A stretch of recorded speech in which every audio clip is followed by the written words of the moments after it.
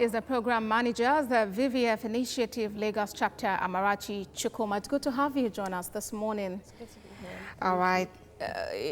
According to the United Nations, there are about 50,000 to 100,000 new cases of VVF every year. How is that, despite campaigns to end the trend? Okay, one of the major challenges we face is education. So basically, we have most occurrences of VVF in rural areas where you have limited access to education, and sometimes culture affects, because the population that is most affected, that is affected by VVF, is actually the women, and some cultures do not encourage education for women. So that's like a major challenge why it is still on the increase despite all the efforts. All right, but then can obstetric fistula be prevented?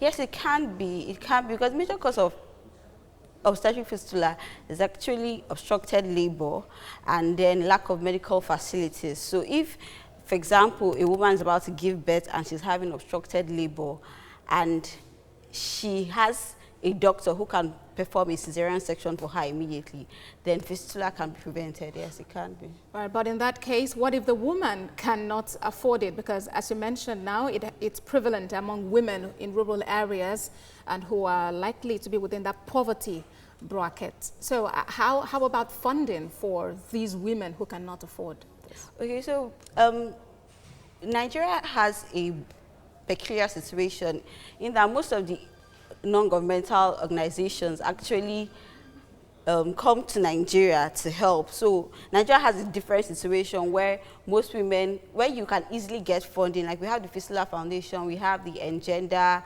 Health Care. So this, they usually come to Nigeria and basically make available fundings for us. So it's actually easier in Nigeria to get treatment for free.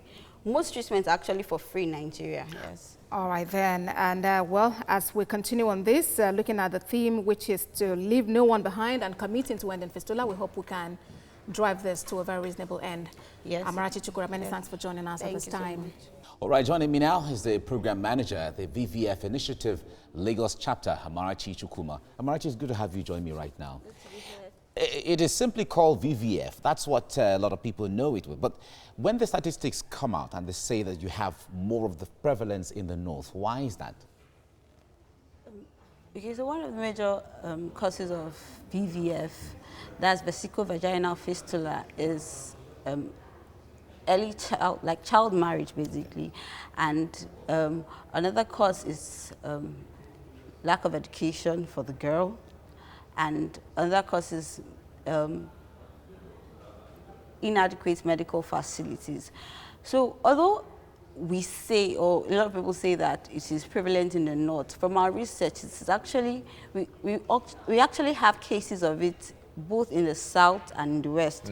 So I think it's just the difference in the volume, or on the average, putting the statistics together. But well, let's talk about the issue of enlightenment. How much of that is really trickling down? How much of that is impacting the people? Okay, so I believe that it's a gradual process. So I believe that with time,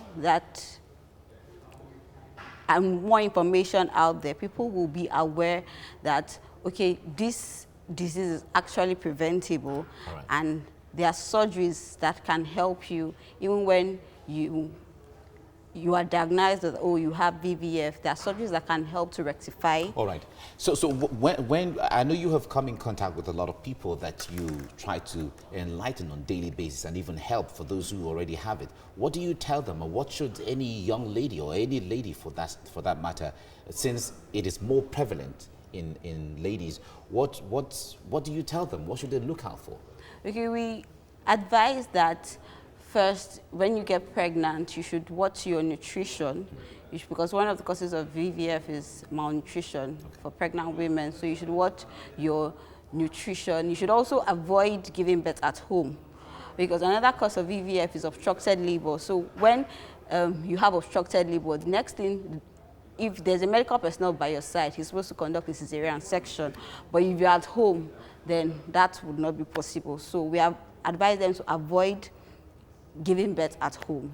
And then we advise delayed first pregnancy, especially for young girls who get married, and where it is within their means, where it is possible, they should delay their first pregnancy. Why is that? How does that help? If they're mature to give birth, why shouldn't they give birth? Okay, so being mature to give birth is actually, you cannot really say, it's like a medical term to be mature to give birth, because basically your pelvic area has to be developed. Right. And by looking at you, I will not know that, oh, your pelvic area is developed to be able to handle a child. So what changes when you have to delay your birth, for instance, if you have the power to do that? So between the space of getting married and delaying it, what really changes? It enables development for young girls to be able to carry your baby and then have a delivery that's actually not obstructed.